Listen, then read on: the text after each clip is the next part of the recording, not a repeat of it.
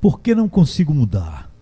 Essa pergunta é feita a mim constantemente. Talvez uma das perguntas que mais foram feitas a mim nesses anos. É como se a pessoa tivesse fazendo uma reclamação sobre a fé, ou sobre o poder do evangelho, ou sobre a igreja, ou sobre por que a Bíblia não está funcionando, por que a verdade não está funcionando na vida dela. Então, quase sempre, as pessoas estão olhando para fora de si, tentando achar o motivo de, apesar de terem uma verdadeira fé na verdade bíblica, essa verdadeira fé não estar funcionando para transformá-la. Não é? Ou seja, eu confio em Cristo, mas não está havendo mudanças. Por quê, pastor? É como, coitado de mim, não é? Eu creio, eu ouço sermões, eu leio livros, mas isso não está me mudando. Então essa abordagem é completamente equivocada, não é? É completamente fora daquilo que a pessoa devia estar perguntando.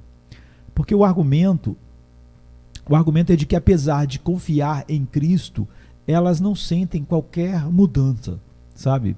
Qualquer mudança real. E isso começa a se transformar em autopiedade. Começa a se transformar, como estávamos falando ontem, quando eu estava contando uma história do Uber, em vitimização. Então, sentem os mesmos desejos e continuam num padrão de vida parecido com o que tinham antes. Então a pergunta vem: por que eu não mudo? A resposta não devia ser difícil, não é? Não estamos realmente confiando em Cristo. Essa é a resposta, não é? Não existe isso, eu estou confiando em Cristo, mas não estou mudando. Para ser mais específico e claro, não é?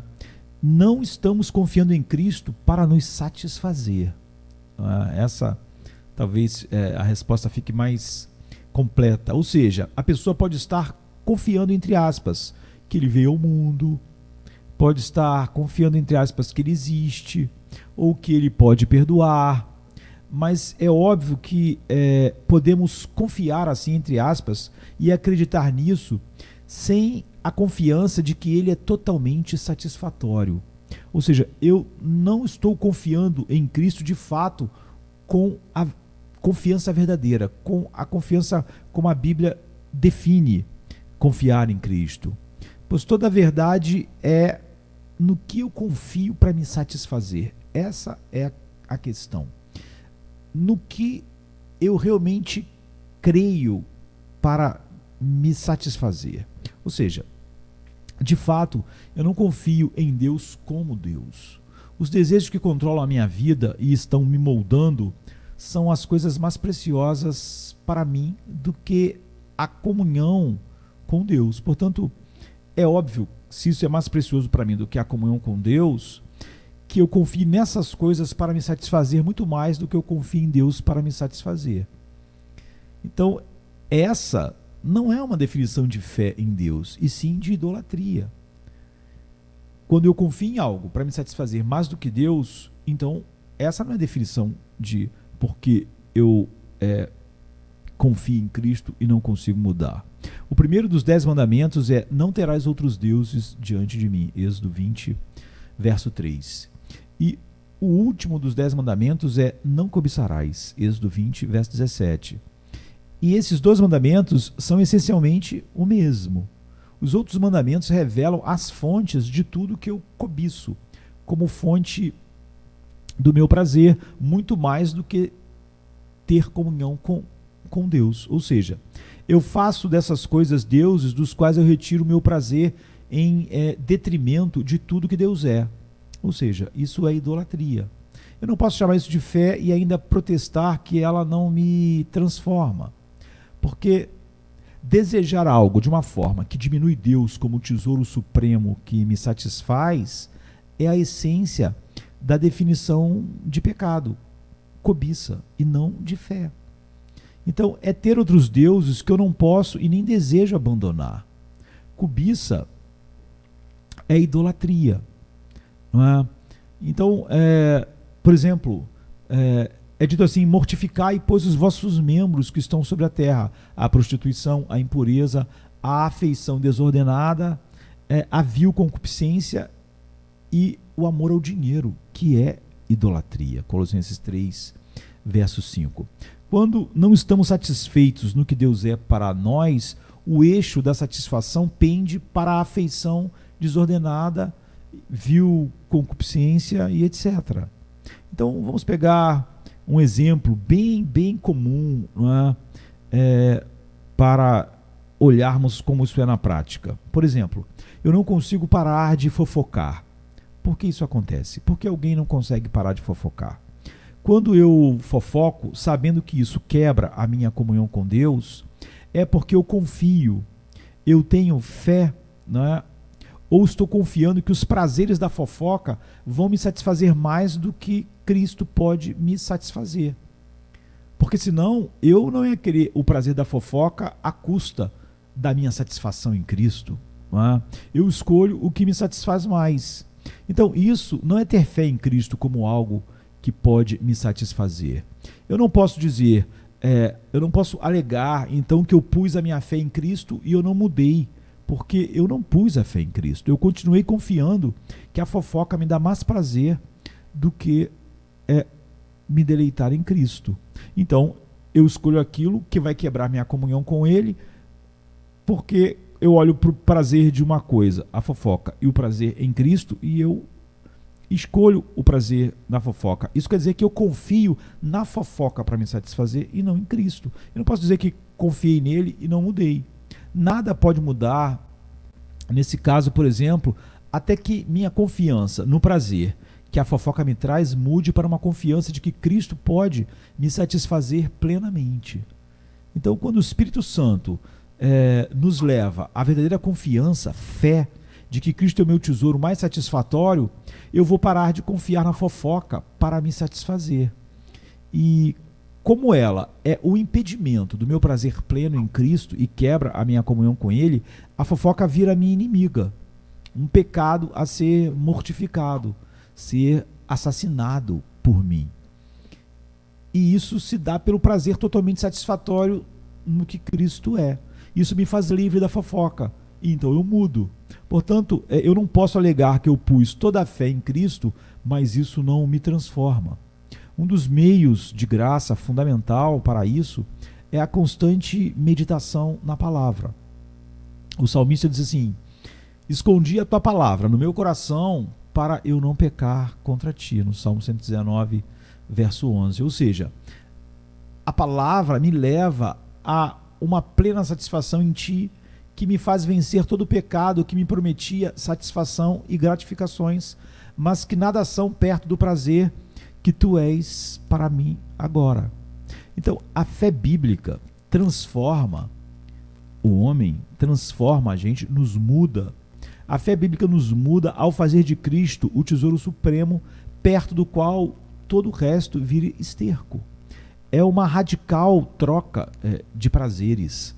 Paulo diz assim: mas o que para mim era ganho, eu reputei por perda, por Cristo.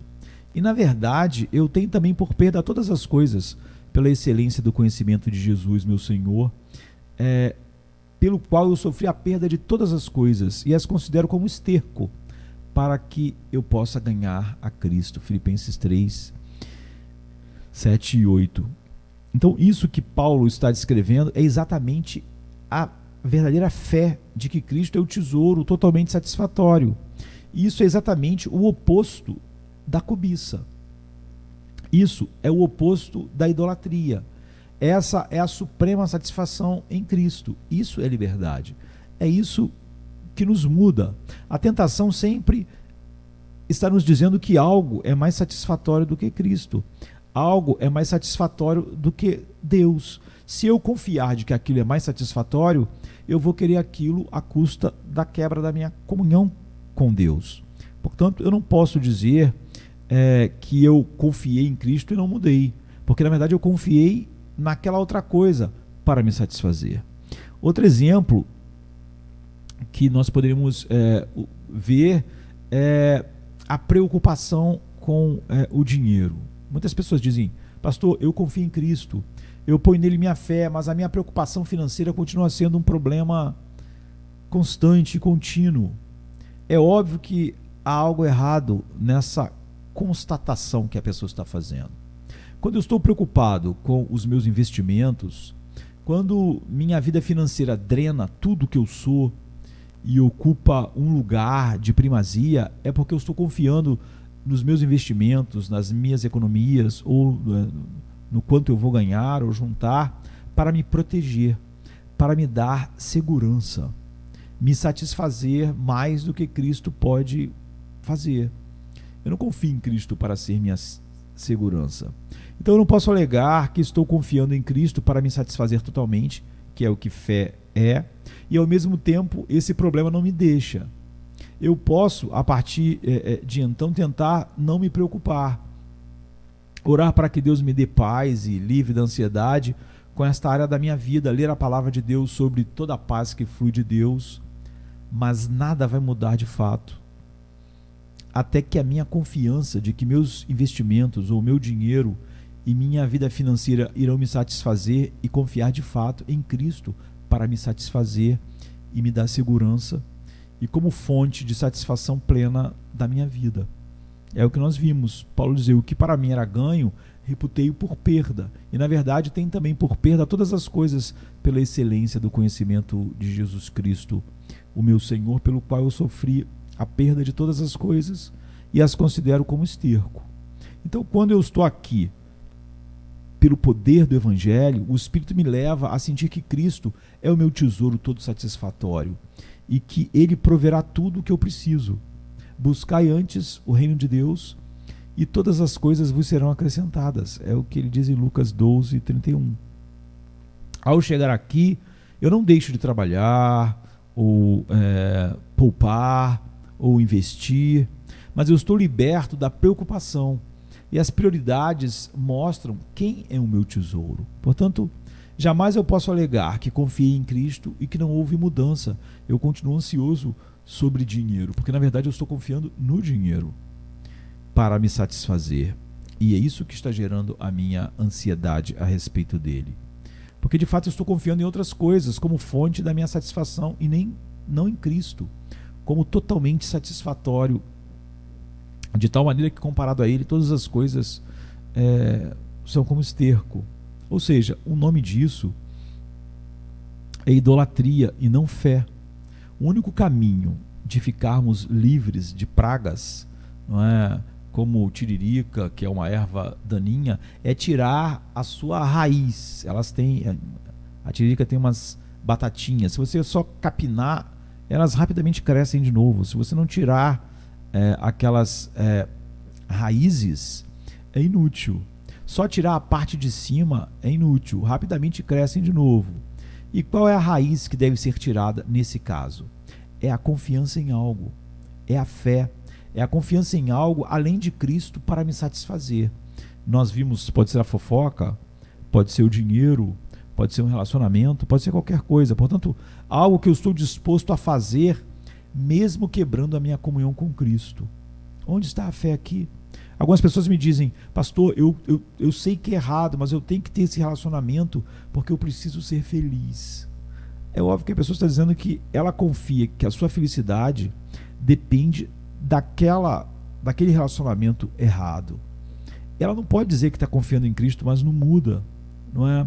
Porque na verdade ela acha, não é, que a comunhão com Cristo não vai fazer ela feliz. Então ela diz: eu preciso ser feliz, e eu só posso ser feliz desobedecendo a Cristo. Eu não consigo ver felicidade na obediência. Eu preciso ter esse relacionamento. Então ela confia naquilo para lhe dar satisfação, mesmo sabendo que aquilo vai quebrar a comunhão dela com Cristo. Ela não pode dizer que crê em Cristo ou está tendo acreditando e confiando nele e não muda. Certamente não é em Cristo como fonte de satisfação que ela está descansando. Isso nós chamamos de idolatria. É fé em outras coisas para prover a minha satisfação no lugar de Deus. E essa fé verdadeira, não é, está sendo colocada em outra coisa. E depois eu reclamo que ela não está mudando a minha vida, a crença que eu tenho em Cristo. Mas fé é confiar só em Cristo para me satisfazer. E é isso que gera mudança. É isso que vai fazendo as coisas que nos aprisionavam irem sendo vencidas. Enquanto eu achar que aquilo vai me satisfazer mais do que Cristo, eu vou estar sempre disposto a quebrar minha comunhão com Cristo para ter aquilo que eu realmente creio, tenho fé, não é, de que pode me satisfazer.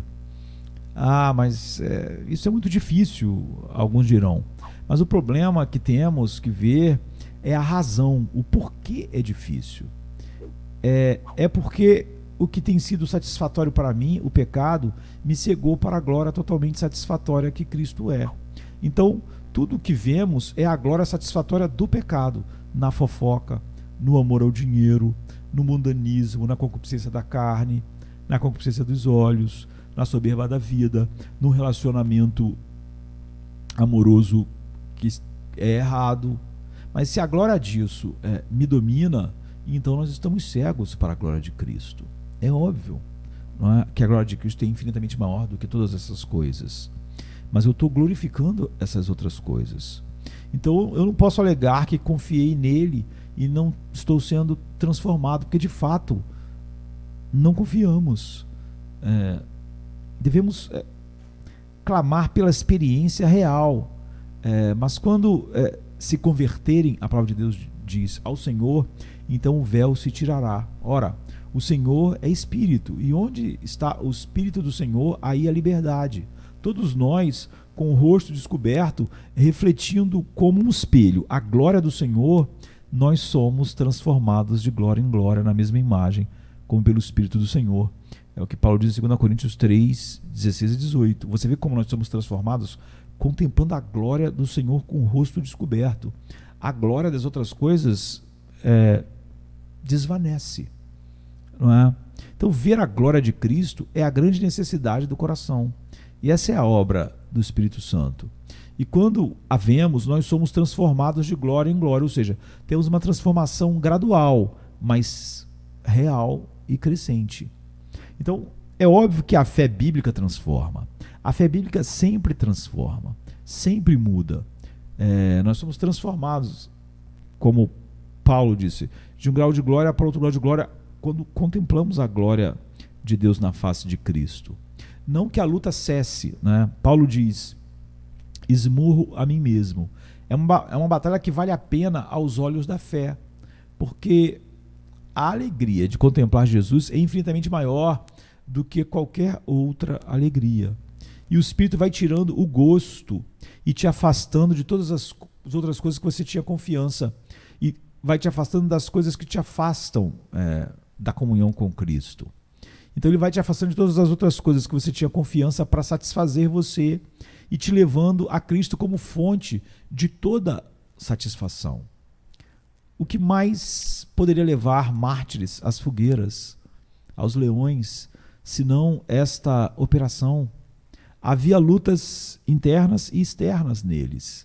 É óbvio que eles não queriam ser devorados por leões ou queimados numa fogueira, mas a alegria satisfatória em Cristo sobrepujou tudo.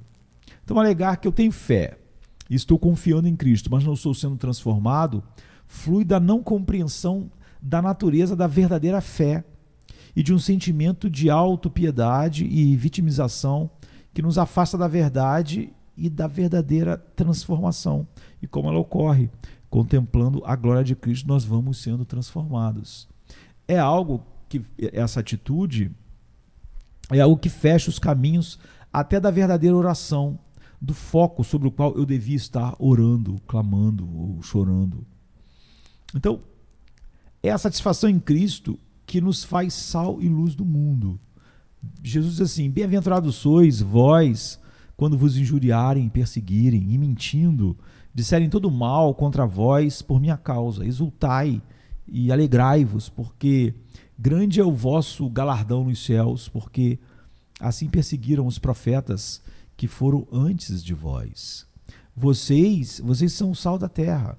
E se o sal for insípido, com que se há de salgar? Para nada mais presta, senão para se lançar fora e ser pisado pelos homens. Mateus 5, de 11 em diante. Não é?